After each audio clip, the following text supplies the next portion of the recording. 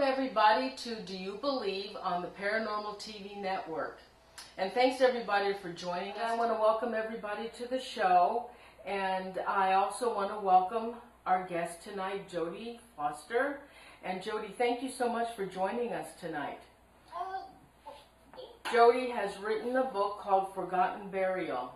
Now, what she's going to talk about tonight and her experiences in her book are absolutely awesome. You won't believe it. Do you want to tell the viewers about yourself, please? Yeah, I'm Jodi Foster, and I'm known as Chico's Ghost Whisperer.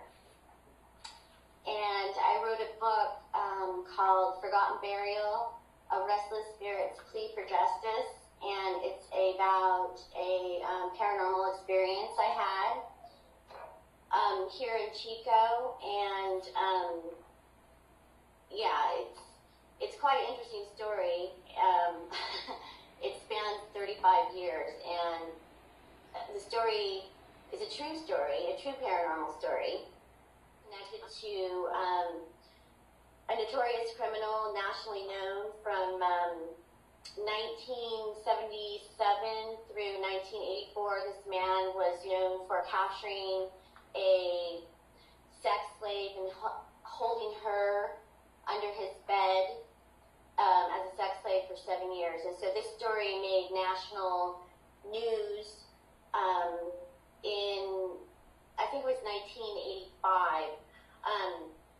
But prior to moving into my alleged haunted apartment, I knew nothing of the story. I knew nothing of the people. This was just completely, it was all brand new to me. So my book is about the unfolding of the story and how I became involved with the story. Jodi, let's talk about it now instead of you reading it, okay? All right, so let's, for the viewers, let's just go over now what the scenario is. Okay, so what happened after what happened after I did some research and, had my ghostly encounters is I understood that Marie Elizabeth Vaneke, who is the missing girl, was a college student in Chico, or with her boyfriend, John Joseph Baruth, here in Chico, California. She went to school here, and so she had come from Ohio, followed her boyfriend out to Chico, California, and intended on going to school and, being a teenage kid, and having just, a normal life with her boyfriend. Well, apparently in 1976, Janice and Cameron Hooker were what people said were a typical, small town couple. There was nothing strange or weird about this couple according to the neighbors. Well, the couple actually had, like I read in the book, they had a secret, which was a desire for sadomasochism and torture. And so what they intended was to have many sex slaves and to keep them in a basement in their home in Red Bluff, which is about 40 miles north of Chico. It's a small kind of a small town, a lot of agricultural things going on there. Pretty tiny, but so the couple lived in Red Bluff, and the girl lived in Chico. Okay. And so what ended up happening was this couple went out stalking their victims, looking for innocent-looking young women. And according to my research, they were looking for people who they could keep in this dungeon that they created in Red Bluff underneath their home. So, So she was a college student, and now, what victim was she? The first one or the second one? The ghost that lived in my apartment Cameron Hooker. However, that was not revealed until years later, after their second victim, Colleen Stan, was captured and then let go in 1984. And so that's when there was rumors that there was this other missing girl, but there was no connection made until later on. Okay, so I want you, then let's go into your story when you moved into the apartment, and then we can talk about his other victim that did escape. Or did they let her go, or did she escape? This is really creepy too.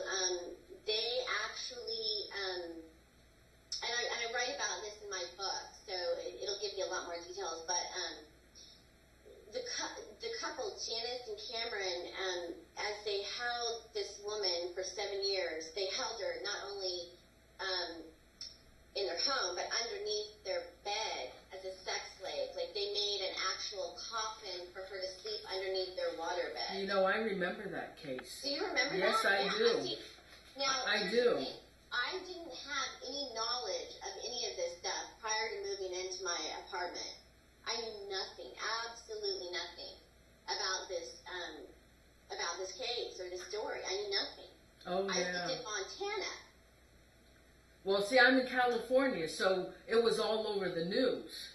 Yeah. And I didn't think about it, but then when I read this information off your website, I remembered that. So you moved from Montana, and then you rented this apartment in Chico. So let's start from there now. Okay. So I come from Montana with my 3-year-old daughter, and when I came from Montana, I came with nothing. I came on the train. I had 2 suitcases with me, and my good friend Edie, who lived here in Chico, she invited me to stay with her until I could find an apartment somewhere in Chico, something that was reasonable, that I could afford, and what was... Okay, they want to know where Chico is. Chico is Northern California. It is about an hour and a half north of Sacramento. So it's Northern California. Okay. Yeah. So I moved from Montana on the Canadian border down to Chico to be closer to friends. I didn't have any family here because my grandma had passed away. She had previously lived in Chico, and I cover all this in the book.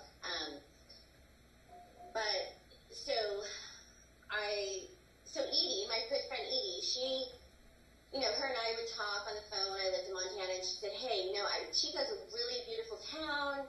There's a lot going on here. It would be a really great place to raise your daughter. Why don't you move down to Chico? And I said to her, yes, okay, that sounds really great. And so I talk about this in my book. It was a really huge struggle for me to get from Montana to Chico anyway. I was basically a poor single mom, kid living in rural Montana. And so I ended up moving to Chico. And I got here, I think it was the end of September or the beginning of October of 1999. So it was kind of still warm in Chico. Chico's known for being kind of a warm town with the Indian summer, kind of, stays pretty warm. So what Hannah and I did was we got off the train, we went to Edie's house, and then a couple weeks later, I started to ride a bike with Hannah on the back of it around Chico, looking for somewhere that I could afford a place to live. And that's when I found myself at 125 Carmack Road in Chico at an apartment complex called Walnut Gardens. Now, how long had this apartment been vacant? Did they have problems renting this apartment out? Well, here's the funny part of the story. When I first moved in, the apartment that I moved into was an upstairs apartment, and I really didn't want want to live in an upstairs apartment. I wanted to live in a downstairs apartment since I had a young child. So the thought of living upstairs with a little kid scared me. I was afraid she might fall downstairs or, something. So I just wanted to have a safe environment for my daughter. So my intentions were absolutely good, and I went and talked to the manager of the apartment complex, and she said, well, unfortunately, right now all I have available is an upstairs apartment. And so I said, well, okay, that would be great, except for I really want it downstairs. So as soon as a downstairs comes available, can I have it? And so we agreed when I signed the contract, that I'd start upstairs and I'd move downstairs. But did he say anything about No, this apartment? no. He said nothing. No. So did you hear from any of the other neighbors that they had problems in this apartment or that it was haunted? No, I just came from Montana. I didn't know anybody. I didn't have a clue what was going on. I was just simply looking for a place to live with my daughter, and so that was how it started. Okay. All right. So then you moved into this apartment, and then how soon before things started happening? Well, I cover all this in detail in the book, but briefly, what happened was that upon moving in the upstairs apartment, I had a dream, like immediately. Like within the first night I moved in, I had this really, really great apartment, but I had a nightmare. A nightmare like I have never experienced before in my entire life. I mean, it was like so completely, it was a dream that was so unbelievably real. It seemed like I was actually there. And the dream was about a couple who I had never seen before, never heard of, never anything before. This couple was stalking someone on the back side of my apartment complex, and the man was rather tall. There was a man and a woman, and the man was rather tall, and he looked like he was from the 70s, and there was a shorter person, and I couldn't really make out in the dream or the nightmare exactly who the other person was. I could just see blonde hair, and so that part of the story, that's part of the dream I just really didn't understand. Nor did I understand why I was seeing this couple in this nightmare. And what they were doing is they were physically walking on the backside of the apartment complex and like looking for women.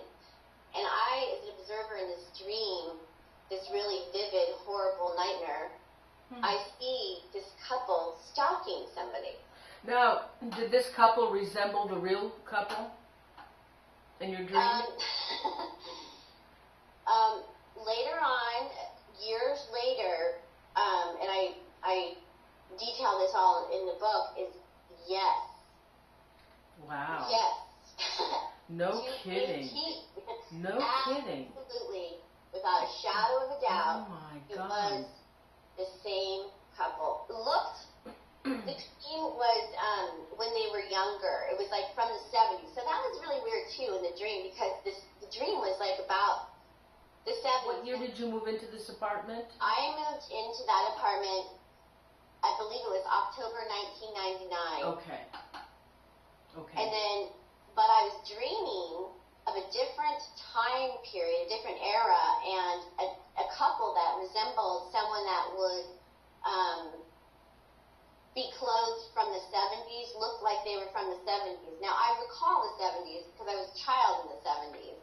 So it was really strange to see the same apartment complex, but in the 70s with, this couple who was wearing clothing from the 70s. And so I reveal in the book that I could see details that were super specific, and at the time I was like, why am I seeing such, why am I even paying attention in a nightmare of specific details, but I did. I kept specific detailed information.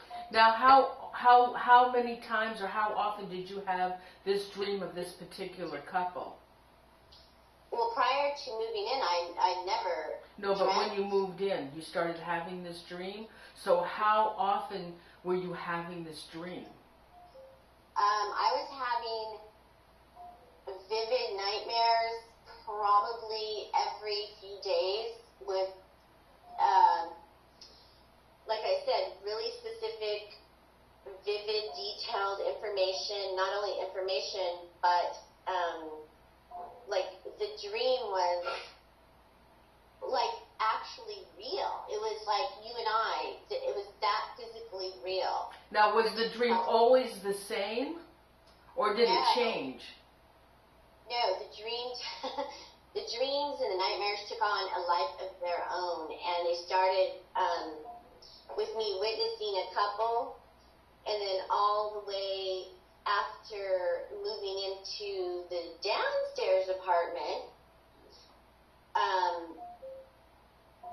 unbelievable, like, detailed information of a location where somebody's remains were being taken to and buried in a remote mountainous location that I had never been to, heard of, seen, or anything ever before.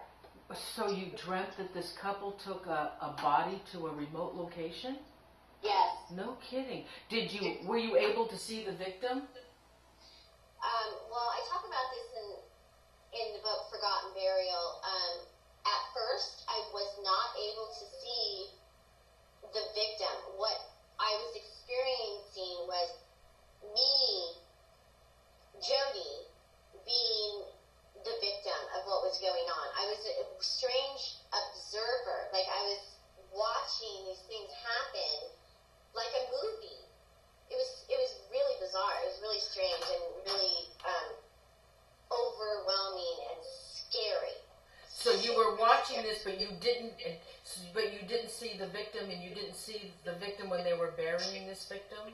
Not immediately, not in the beginning of my dreams, but eventually when everything culminated into a night of like completely, sheer terror, like a night where where my friend, my daughter, and I, and the apartment manager experienced something so horrifying that even to this day I can't explain it, but it was like the most unbelievable, unreal thing that has like ever happened to me. Wow. And for the people. So then this went on for how many nights, how many months? How long did this go on for? The dream started in October, and I ended up experiencing all of this in the upstairs apartment, and eventually I moved to a downstairs apartment, and in the downstairs apartment, that's when things got really, really bad. Scary unbelievably scary. So when you were upstairs, you were dreaming of this couple, but then when you went downstairs, the dreams changed. They intensified, and that's when the haunting and the paranormal activity escalated. And at first, when I first moved into the downstairs apartment, I thought, well, maybe it's me. Maybe I'm stressed out. Maybe I'm crazy. Maybe all these thoughts went through my head. I'm thinking, what am I going through? Didn't I just put those shoes over in the corner, and why now are they in the middle of the room? So weird stuff was happening. Like, things would move, things would fly through the air. Really? Fly through the air? Like, what was flying through the air? Well, this sounds really unbelievably weird, but my daughter's, she was 3 years old at the time, and I saw her shoes, her pink shoes that we used to keep by the door, move, like up and over and down. And then at first I'm thinking, I'm hallucinating. You think, God, what's going on here?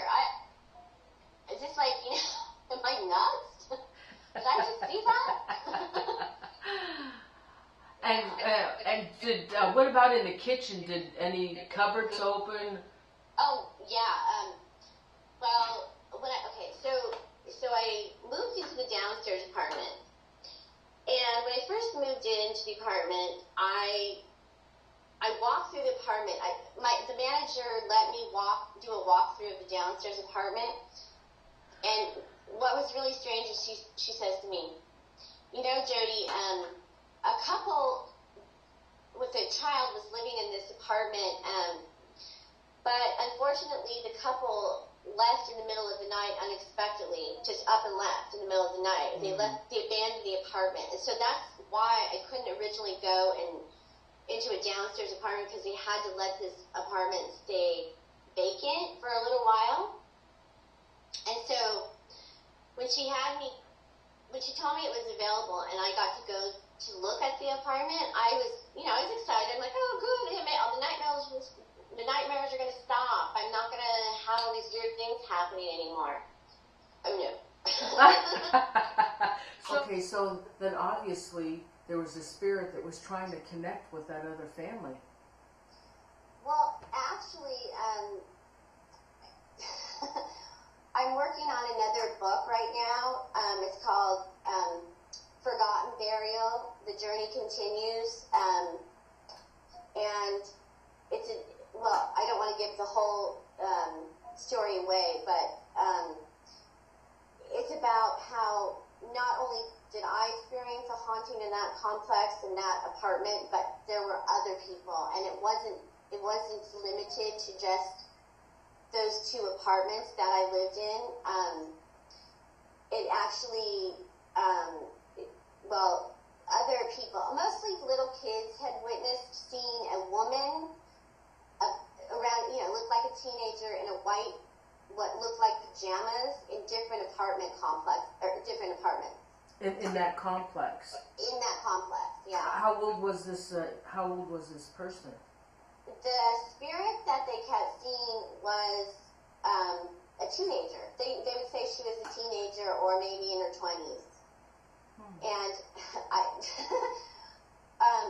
my good friend Edie, there's a really strange twist to this whole story, but I don't want to give away too much, but my good friend Edie was getting divorced and needed an apartment, and she ended up moving into that apartment complex and having forgotten all the things that I had gone through, kind of blocked them out of her memory, and ended up having her own haunting. Really? Extreme haunting. And we had priests come out, we had churches come out, we had, all sorts of blessings done, and the weird thing was, for years and years, it would stop for a little while, but then it would start back up. And so, it's just... Okay, so let's go back now to your apartment, and you were having these dreams of this couple, and right. You moved downstairs, and now you're experiencing something else. Now I'm experiencing an actual physical manifestations of oh my gosh, lights exploding, light bulbs exploding by themselves, going to bed at night and going to bed with all the lights off with my daughter, and then all of a sudden being woken up to the lights just all in the apartment flickering on all at one time. White static noise on the TV. This doll that my daughter, her beloved, sleep and snore Ernie doll, being weirdly, mysteriously relocated in different rooms, screaming at the top of its lungs, I feel great! Now, all this is happening, mind you, in the middle of the night, between 12 in the morning till 5 in the morning. It was just, weird stuff started happening. Now, super scary. Now, when did you start? But she hadn't appeared to you before, this time. No. But she started to appear to you? She did not actually physically show herself to me. But she physically showed herself to my daughter, and my daughter was going around saying, "Mommy, who's your friend? Who's that lady? I really like her. She's really nice." And there's some other things that I write about in the book about how my daughter actually on the very first walkthrough that night I was talking about prior to, or just a few minutes ago, when we first went to look at this abandoned apartment, because it was abandoned by the previous tenants, we walked through this apartment, and now I'm walking into this really freezing cold apartment. It's cold. It is unbelievably cold, like in Montana, and it's Chico. It's not supposed to be cold like Montana. So I walk to the back bedroom, and I'm just trying to walk through and tell myself, oh, you're just feeling weird because, it's dirty and it's, needs to be cleaned up, and, there's kind of trash around and it smelled weird. It was, an abandoned apartment. And as my daughter and I are walking to the very back bedroom, there were two bedrooms in the apartment, we turn the corner, and I'm holding her, a 3-year-old, on my hip, hugging her, and we turn the corner, and she says, "Hi!" And I jumped, and I was like, oh my God. Of course my heart jumps into my throat, I'm like, oh my God. I'm like, Hannah, who are you talking to? She's like, that girl. And I said, what girl? Who are you talking about, honey? There was no one in there. Now, I see, that there's an open window. So my logical mind goes over to the open window, because we're on the downstairs floor right now, and my mind says, well, maybe she saw somebody, walking outside, and she just happened to say hi. Oh, calm down, Jodi, calm down, everything's fine. No, I was wrong. So, as far as me having a actual spirit person manifest itself to me, no, that did not happen. It happened to my daughter. Now, did you ask your daughter to give you a description? Mm-hmm. Well, I not at first. No. At first I just kind of, I'm a mom, I'm just like a mom who's walking through this apartment, and I'm trying to rationalize things. I'm trying to say to myself, find rational solutions to this unusual situation. Because at the time, what am I going to think? Yeah, there's really such thing as haunting? No. That's irrational. So the struggle I'm having is, okay, kids have imaginary friends, okay?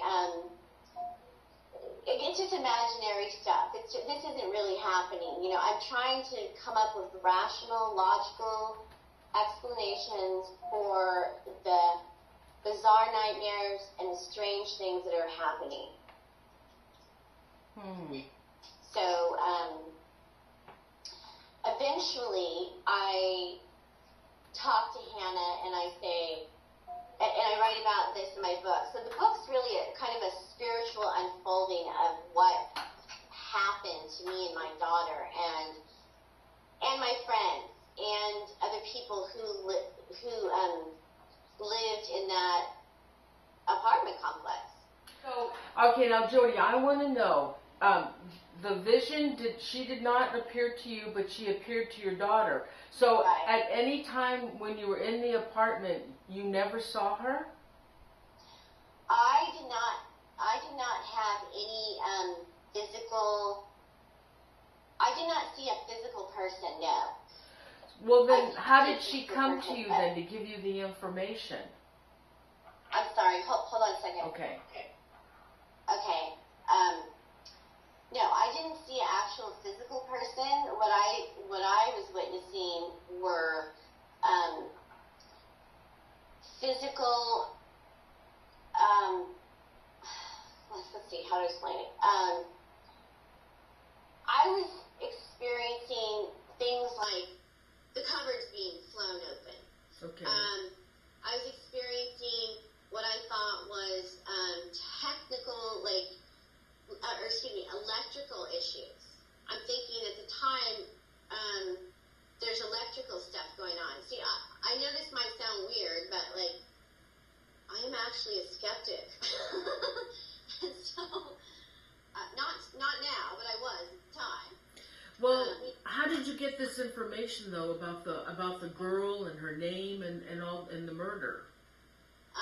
Well, that was revealed to me through nightmares, and then ultimately having a night that just, I had a friend come and stay with me. She was actually a young teenage girl, and she was there to babysit my daughter and kind of hang out with me, because at the time, I'm being a rational person. I'm thinking, am I nuts? Am I really experiencing all these things? There's paranormal activity going on in my house, but I don't want to say that it's paranormal activity. I was raised a Christian. So all those things that were happening to me, I had to think at the time logically. I had to think that this was, there was a reasonable explanation for all these extreme anomalies that were going on. I wanted to be able to scientifically, or I don't know, something like to find out, like, there must be a reasonable explanation for your cupboards being flown open, or for a doll being mysteriously relocated in a different room screaming, I feel great, or lights going off and on in the middle of the night. So through a process of elimination, I, for instance, had I talked to the manager. We had an electrician come out and go through the apartment and go through, to make sure there wasn't an electrical issue in the apartment, that we weren't experiencing these things because of some, physical or electrical or something logical. So through process of elimination, I tried to figure out, a logical explanation for having illogical things happening. And ultimately, there was no explanation other than it was something paranormal that I couldn't understand. Now, I talk about this in the book. This spiritual journey took a long time. It didn't just happen overnight. It was the actual 7-year spiritual journey. Oh my God! This took 7 years? Yeah. Something's wrong again over there. It took 7 years. Holy cow. So, alright, so this took over 7 years. Now, slowly, was she coming to you in your dreams? Yes, absolutely. Yeah. Okay. And how did the dream start? Okay, so I'm dying to hear the story. Come on, I want to know. So what happened? After how long did it? Okay, so were you still continuing to have these dreams about this couple, or did they stop? No, I was having dreams about this couple all the time. The whole 7 years? Not as much after I moved out of the apartment complex, and so I covered this all in my book, Forgotten Burial, is that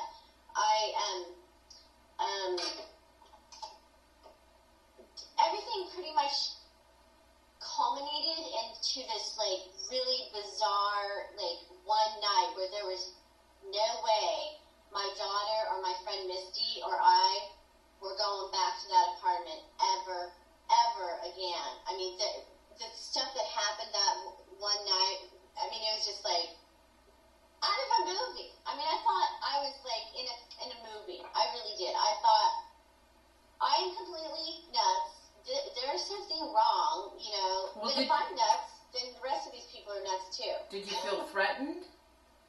Yes, I did. And, growing up a Christian,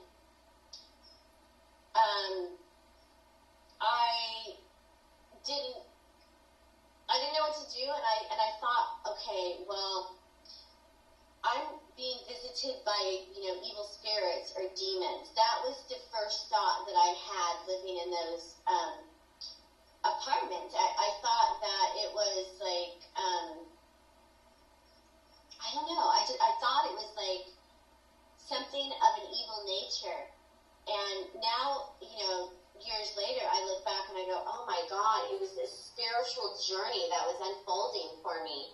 And I ultimately realized that there is much more to life, death, the other realms, spiritual realms that I didn't understand at the time. I had to grow and I had to learn about that. And so that's what I write about in my book. It touches on not just a ghost story, but a spiritual journey of discovering that there are more, like I said, there's just way more to life than you can even imagine.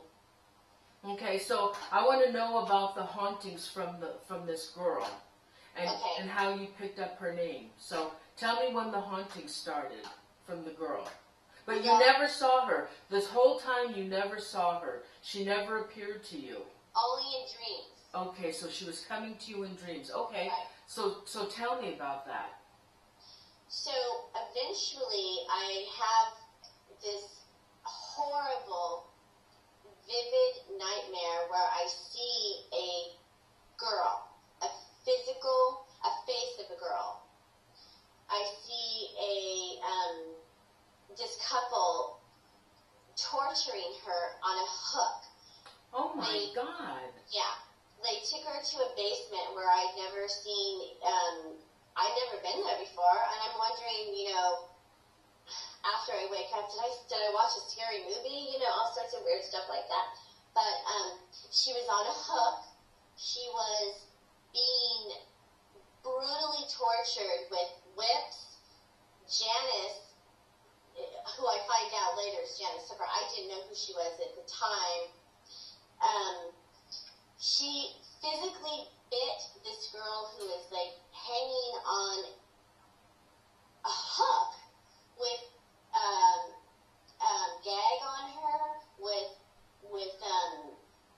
ropes. Well, they were leather ropes, cuffs around her, and Janice went over and bit her on her side, and ultimately, it's really hard for me to talk about because I don't like to relive or think about those horrible things, because it's too torturous to remember how vivid of a dream it was, and seeing the life force of a person being drained out of their body as another human being takes their life, and their life in an evil, sick, manipulated, twisted, disgusting way. I mean, these people were into sadomasochism. And so the dreams were of that. I was witnessing sadomasochism. I was witnessing torture. I was witnessing a physical girl, beautiful again.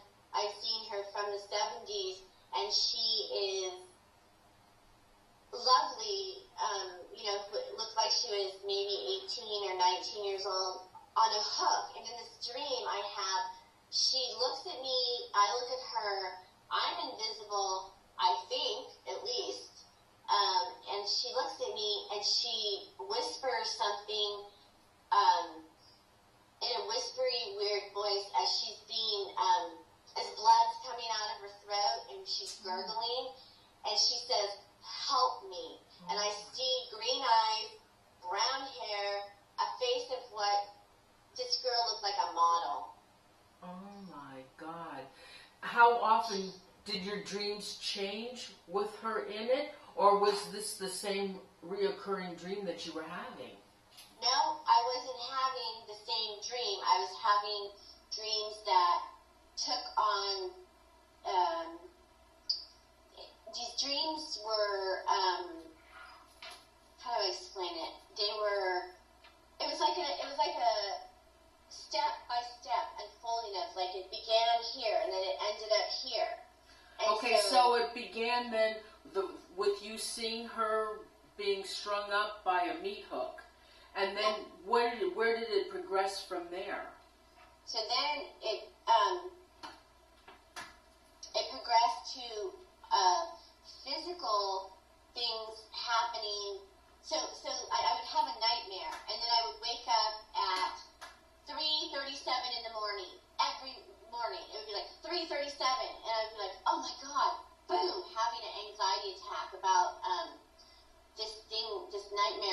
just had. So, and it's hard to talk about it now because it's like, it was so weird and so real that, I don't know, I mean. so at 3:37 every morning for 7 years this happened? Not for 7 years. For the entire time I was at the apartment complex, I would wake up at 3:37 in the morning. And 3:37 does have significance, I find out, but this is finding out 7 years later what the significance to 3:37 in the morning is. Now, do you want to say what that significant is, or do you want to go continue on and then go back to that? Yeah, well, let's talk about some other things. But like I said, it's this spiritual journey that I was on for 7 years. And so even though I witnessed all these dreams, and my daughter is seeing a physical person in our home, she was seeing what she thought it was a friend of mine. Now, mind you, she was only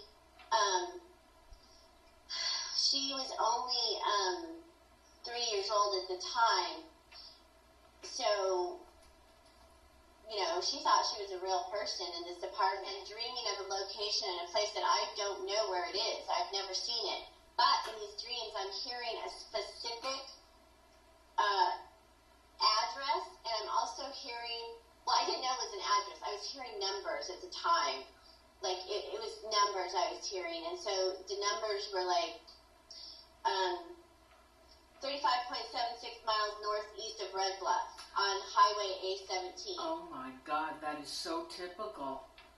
Yeah, and I'm like, I've never been there. I didn't even know if this, I didn't know what I was seeing or hearing at the time. I didn't get it. But the good thing about what I experienced is once I got away from the apartment and all the paranormal activity, you got to read the book because it's hard for me to really explain every single detail, but the book has all the details in it.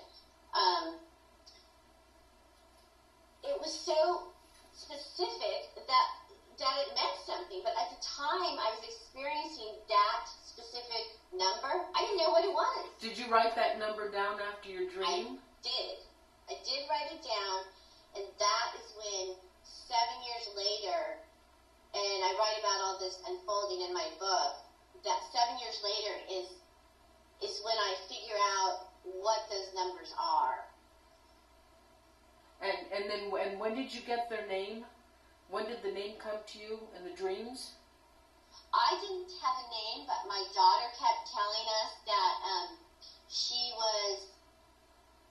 she called this person in my house her angel, and she said she had a name for her angel, and her angel's name was My Liz, okay? So I'm thinking, okay, my kid has an imaginary friend, and her name's My Liz. An imaginary friend. Good Lord, what is wrong with me? But okay, so getting back to how I found out that there was the actual thing that had happened, and that actually in that apartment, something did really happen. So even though the couple was from Red Bluff, excuse me, and she ultimately took they ultimately took the girl to Red Bluff and did those things to her. What wasn't in the media or wasn't public information is they didn't actually take the girl immediately to Red Bluff. And so I write about that in my book, and those are the clues that I ultimately end up giving to the police 7 years later. And I ended up working, well, I guess not working for, but assisting the California Department of Justice and the Red Bluff Police Department, even though at the time, back 7 years prior, I didn't know what any of this was, but I kept journals, and I kept track of my dreams. And so eventually, after this 7-year journey that I write about in the book, I know what it means. But the unfolding of how I find out about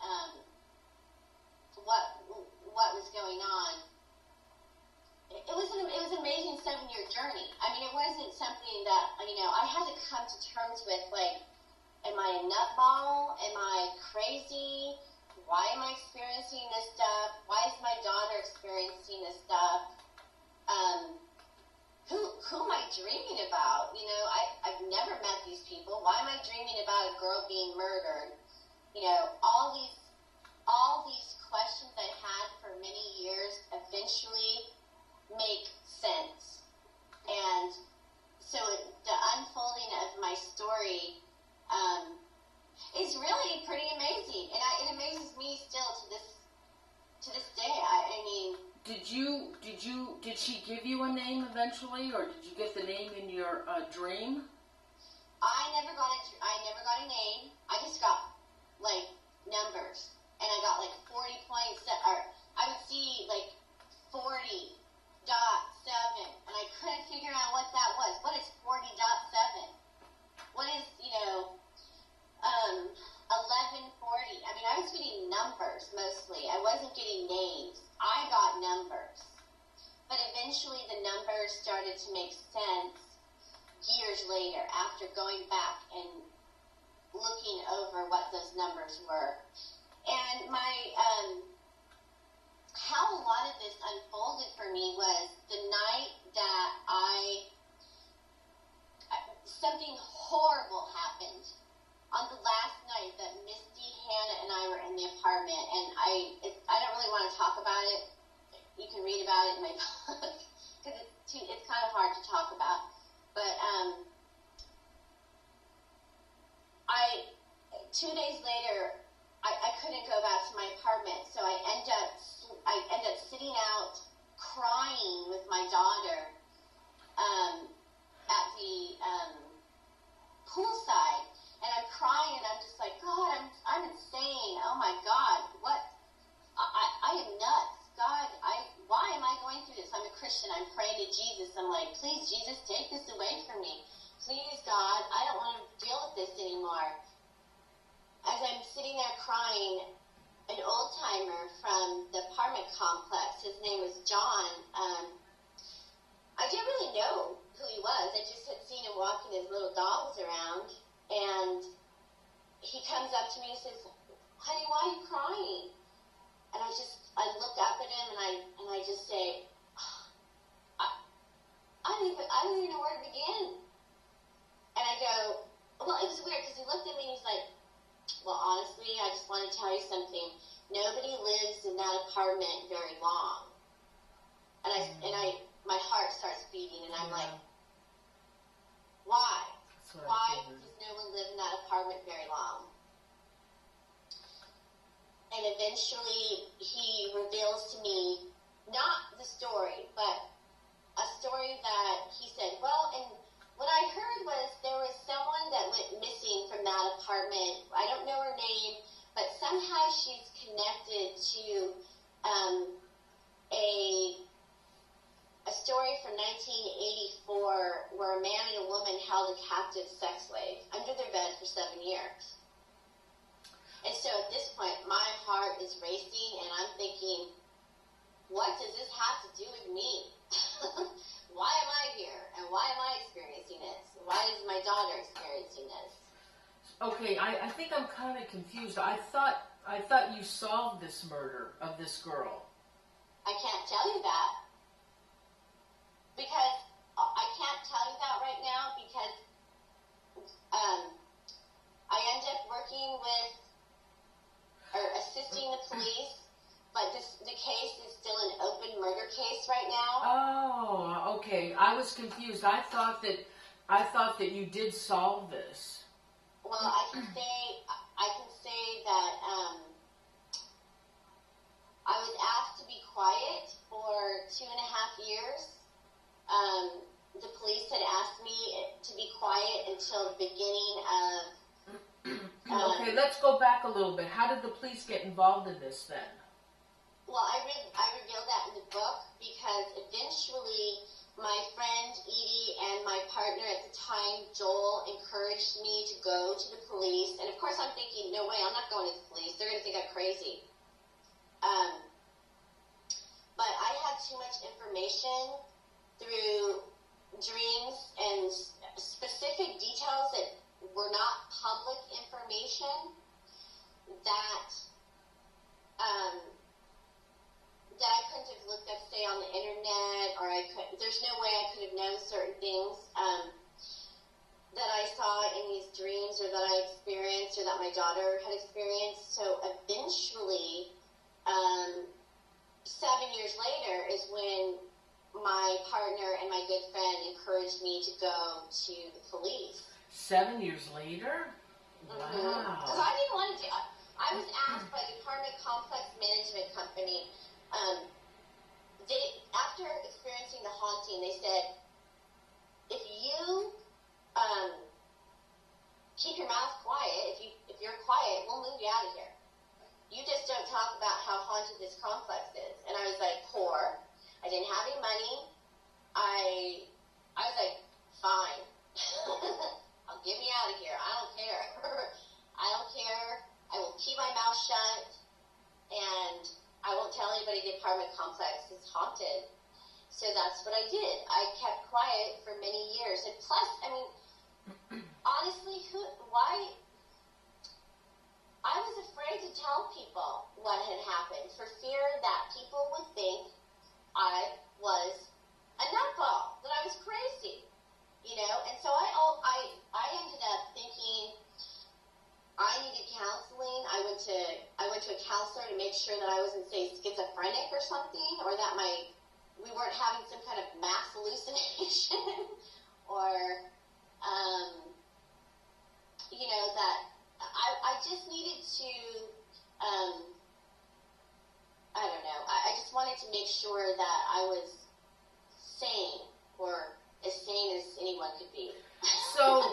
So you had a description of this couple, and you have this other girl, the girl that was murdered, was coming to in your dreams.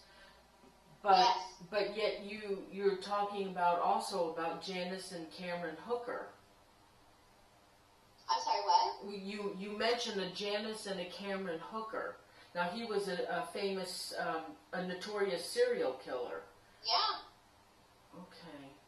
So so this girl from Chico that went missing, they're not connected? No, they were connected, but nobody knew that for years later. So years later is when they realized that this woman, their first victim, who lived in the apartment complex, in the apartment that I lived in, her name was Marie Elizabeth Sanicky. And so if people don't quite understand what's going on, I have a website, jodifoster.net, and you can go and you can see all of the connections. It kind of makes it a little more clear, because I don't know if this story is so multi-layered and so complex. Yeah, it is. It's kind of difficult to, there's so many layers to it that it's hard to, I'm just trying to get like timelines and right. step by step for everybody. Well, see, that is what I ended up writing the book about, because talking about the story is confusing at times for people. I think that the book gives you a deeper understanding of how it all unfolded, and how I learned about it, and what happened, and how many coincidences there were, how many unbelievable things, you know. Well, how come the case isn't solved then? I can tell you that they're in the middle of doing something right now. I can't tell you that they've solved Come on, it. Jodi, come on. I know. No, I know. Believe me. My God, you would think with all of this that they would have put this whole thing together by now. It's been since what, 1977? And so you went to the police, and what year did you go to the police? I went to the police in 2008. They asked me I assisted them for almost 3 years, and then and they asked me not to talk about this until after a certain date, or write my book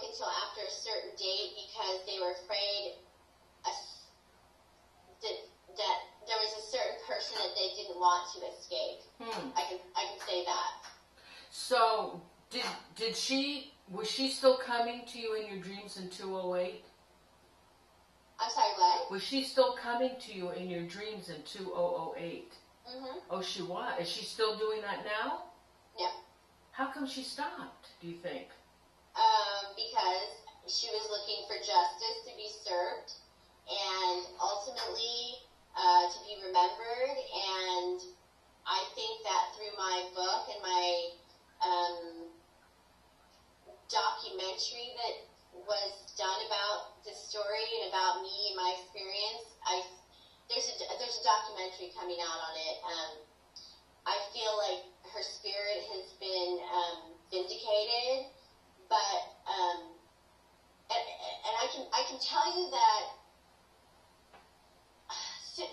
pretty soon people will understand what's going on. But because it's an open murder case, it's like I can't really, because it hasn't gone to trial yet. I can't really reveal certain things still. Understandable. Yeah. So I'm surprised she didn't come to you in your dream and say thank you. Oh my gosh.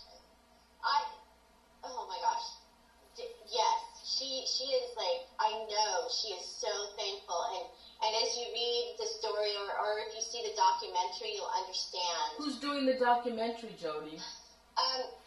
I did a documentary for the Syfy channel. What show is that going to be on Syfy? It's called Paranormal Witness. Oh, yeah. And so that documentary is, so they tell me anyway, it's supposed to come out sometime in October of 2012. Oh gosh, we'll watch that. Hear that, viewers? Jodi will be on Syfy on Paranormal Witness with her story. My God, that's going to be great. Yeah, so even though the story sounds I think it's fabulous. I think the story is absolutely fabulous. Yeah, and I would like to